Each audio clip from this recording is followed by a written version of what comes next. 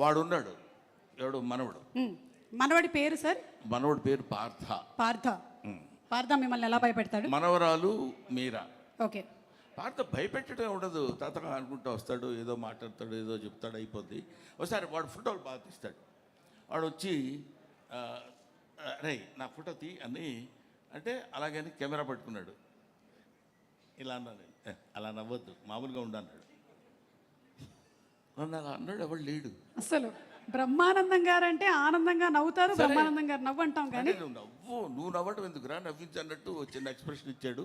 సరే, అది మనవడితోటి. మనవరాలు నిన్న ఈ ఇప్పుడు వచ్చింది దాన్ని ఏమంటారు, ట్రైలర్లో నేను కొడతాను కదా. అవును. కొడుతున్నప్పుడు గప్ప గప్ప పరిగెడు, ఎందుకు నాన్న తొచ్చావు, నాన్న ఎందుకు తొచ్చావు అది గట్టిగా. అది దానికి 2 years, వాడికేమో 5 years.